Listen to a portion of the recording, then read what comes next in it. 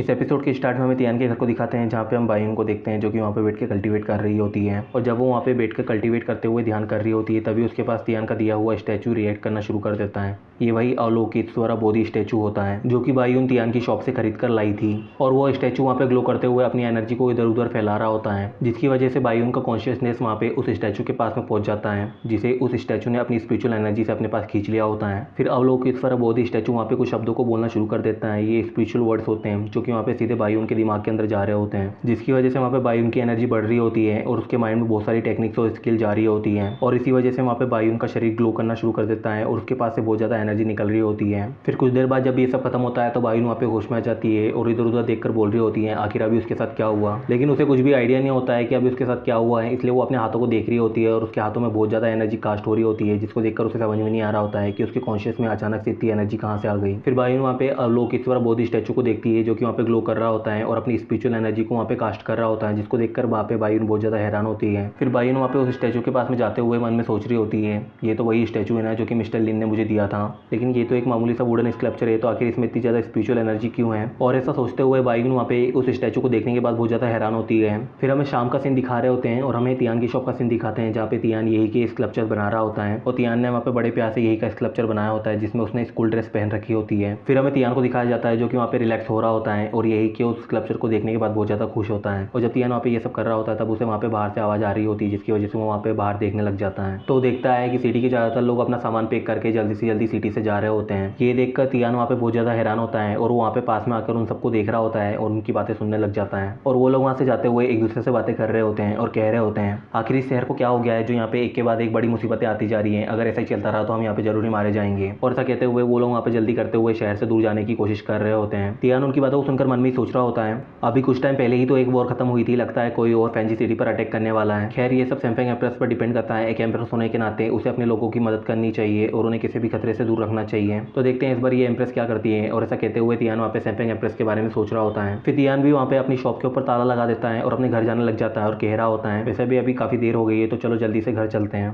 ताकि मैं अपनी वाइफ को एक प्यारी सी झप्पी दे सकूँ। और ऐसा कहते हुए तियान वहाँ पे जल्दी करते हुए अपने घर की तरफ भाग रहा होता है। और फिर तियान वहाँ पे जैसे ही अपने घर के पास में पहुंचता है वो अपने मेन डोर को ओपन करते हुए यही को आवाज़ दे रहा होता है। तियान की आवाज़ को सुनकर वहाँ पे यही उसकी तरफ देखने लग जाती है जो कि वहाँ पे इस वक्त साफ सफाई कर रही होती है और वो वहाँ पे उसको दिखकर बोल रही होती है तुम इतनी जल्दी आ गए। और यही ऐसा कहते हुए अपना सेंटेंस भी पूरा नहीं करती है, उससे पहले ही तियान वहाँ पे उसकी तरफ बढ़ना शुरू कर देता है और जल्दी से यही को पकड़कर उसे किस करना शुरू कर देता है। यही को पहले तियान का इस तरह का सडन बिहेवियर बहुत ज़्यादा अजीब लगता है, फिर वो भी वहाँ पे उसे किस करना शुरू कर देती है। फिर कुछ देर बाद जब यही और तियान वहाँ पे किस करना बंद करते हैं तो यही वहाँ पे तियान से कह रही होती है अगर हस्बैंड मुझे इसी तरह रोज प्यार करते रहे तो शायद वो एक दिन मुझसे बोर हो जाएंगे और वो कभी मुझे प्यार नहीं करेंगे। और ये सब कहते हुए यही वहाँ पे ब्लश कर रही होती है। तियान वहाँ पे यही की बातों को सुनकर उसके चेहरे को छूकर उसे कह रहा होता है ऐसा कभी नहीं होगा, मेरी वाइफ इतनी प्यारी है और उसे प्यार करने की वजह से मैं कभी बोर नहीं हो सकता। और तुमने ऐसा सोचा भी कैसे कि तुम्हारी वजह से मैं कभी भी बोर होऊंगा, देखो मैं अभी भी तुम्हें किस करना चाहता हूँ। और ऐसा कहते हुए तियान वहाँ पे दोबारा यही को किस करने के लिए जा रहा होता है। यही जब देखती है कि तियान वहाँ पे उसे दोबारा किस करने के लिए आ रहा है तो वो उसे वहाँ पे खुद से दूर हटाते हुए कह रही होती है अब बहुत हो गया किस, अब ये सब बंद करो, चलकर थोड़ा खाना खा लो, वैसे भी इन सब के लिए पूरी रात बाकी है। और ऐसा कहते हुए यही वहाँ पे तियान को पकड़कर घर के अंदर ले जा रही होती है।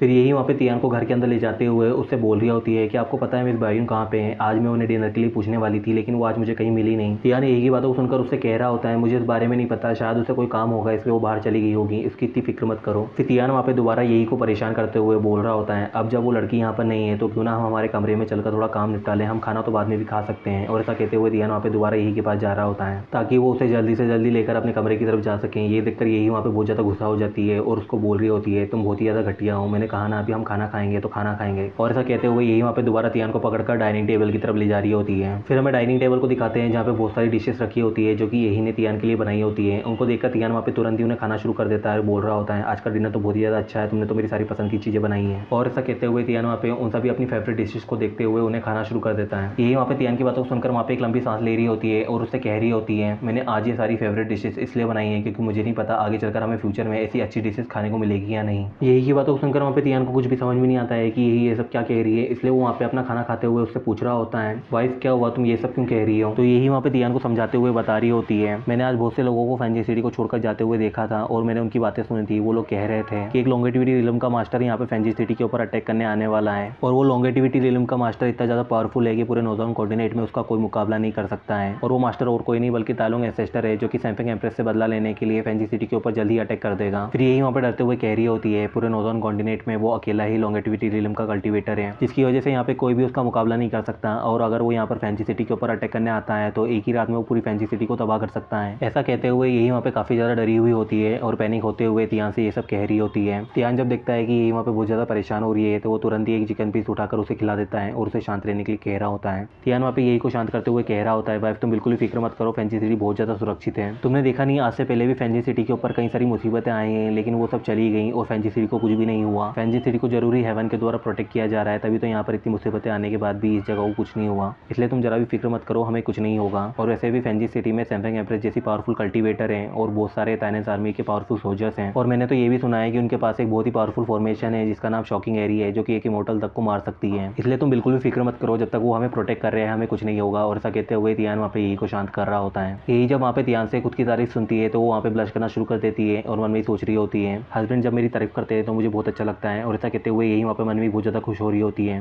फिर यही वहाँ पे परेशान होते हुए तियान से कह रही होती है, मैंने सुना है कि पूरे मार्केट को बंद कर दिया गया है और यहाँ तक कि जिन लोगों को अभी तक अरेस्ट करके रखा हुआ था उन सबको भी छोड़ दिया गया है, क्योंकि सैमसंग एम्प्रेस अपने सारे सोल्जर्स को सिटी को गार्ड करने के लिए लगाने वाली है। और इस वक्त सैमसंग एम्प्रेस ने जो कुछ भी किया है वो अभी के लिए तो ठीक है, क्योंकि तालोंग एंसेस्टर के डर से यहाँ पे कोई भी कुछ नहीं करेगा, लेकिन बाद में क्या कहीं इसकी वजह से कोई प्रॉब्लम ना हो। और ऐसा कहते हुए यही वहाँ पे दोबारा परेशान हो रही होती है। ये देखकर तियान उसे तुरंत ही एक सॉसेज खिला देता है और उसे शांत रहने के लिए कह रहा होता है। फिर तियान वहाँ पे यही को समझाते हुए कह रहा होता है, वाइफ तुम इस बारे में जरा भी फिक्र मत करो, वैसे भी ये सब सैमसंग एम्प्रेस का काम है, अगर उसने ये सब कुछ किया है तो उसने कुछ सोच समझ कर ही किया होगा और मुझे यकीन है कि उसके पास इन सब चीज़ों से निपटने के लिए कुछ ना कुछ प्लान जरूर होंगे, तो तुम इस सब चीज़ों के बारे में इतना फिक्र मत करो। और ऐसा कहते हुए तियान और यही वहाँ पे दोबारा अपनी डिशेस खाना शुरू कर देते हैं, लेकिन यही वहाँ पे अभी भी और सवाल कर रही होती है, इसलिए तियान वहाँ पे उसे दूसरी डिशेस खिलाते हुए बार बार शांत कर रहा होता है। फिर हमें नाइट का सीन दिखाते हैं, हम यही को देखते हैं जो कि वहाँ पे नाइट ड्रेस पहन के खड़ी होती है और तियान को बोल रही होती है, आज मैं अपने हस्बैंड को बहुत अच्छे से सर्व करूंगी ताकि मेरे मन में कोई भी रिग्रेट ना रहे। और ऐसा कहते हुए यही वहाँ पे ब्लश कर रही होती है। तियान जब वहाँ पे यही कुत्ता परेशान होते हुए देखता है तो उसे अपने पास बिठाकर उससे कह रहा होता है, वाइफ आज तुम इन सब चीज़ों को लेकर बहुत ज़्यादा परेशान हो, इन सब चीज़ों को लेकर इतना भी फिक्र मत करो, सब ठीक हो जाएगा। और ऐसा कहते हुए तियान वहाँ पे यही को इतना परेशान देखकर उसे शांत कर रहा होता है, लेकिन यही को वहाँ पे अभी भी काफ़ी डर लग रहा होता है और वो वहाँ पे मन में ही कह रही होती है, पता नहीं मेरी और मेरी हस्बैंड की लाइफ इतनी ज़्यादा मुश्किल क्यों है और हमारी लाइफ में इतनी ज़्यादा प्रॉब्लम्स क्यों आते रहते हैं। पहले अंकल किंगनिंग, फिर रॉयल फैमिली के एल्डर्स और अब तालोंग डायनेस्टी का एंसेस्टर। फिर यही वहाँ पे तालोंग डायनेस्टी के एंसेस्टर के बारे में सोचते हुए मन में ही कह रही होती है, हालांकि मेरे पास मेरी एम्प्रेस यही की सारी मेमोरीज वापस आ गई हैं, लेकिन मैं इतनी पावरफुल नहीं हुई हूँ कि मैं तालोंग एंसेस्टर का मुकाबला कर सकूँ। मेरा कल्टीवेशन अभी सिर्फ डिवाइन डिविजन लेवल का ही है, इसलिए मैं अकेले तो तालोंग एंसेस्टर से नहीं लड़ सकती हूँ, और अगर मैं शॉकिंग एरिया का इस्तेमाल करते हुए भी उससे लड़ती हूँ तो मेरा उसके साथ मुकाबला करने के चांसेस 30% हो जाएंगे, लेकिन इतना बिल्कुल भी काफ़ी नहीं है उसे हराने के लिए। और ये सब सोचते हुए यही वहाँ पे बहुत ज़्यादा परेशान होती है। फिर वो वहाँ पे तियान को देखते हुए मन में ही सोच रही होती है, अब जब कल मुझे मरना ही है तो आज मैं अपनी बॉडी को पूरी तरह से अपने हस्बैंड के हवाले कर देती हूँ, ताकि कल जब मैं मरूँ तो मुझे कोई भी रिग्रेट ना हो। और ऐसा सोचते हुए यही वहाँ पे तियान को किस करना शुरू कर देती है। फिर हमें सुबह का सीन दिखाते हैं तो हमें तालोंग एंसेस्टर को दिखा रहे होते हैं जो कि वहाँ पे फैंसी सिटी की तरफ उड़ते हुए आ रहा होता है, और अब वहाँ पे तालोंग एंसेस्टर उड़ते हुए फैंसी सिटी तक आ चुका होता है और अपने सामने फैंसी सिटी को देख रहा होता है।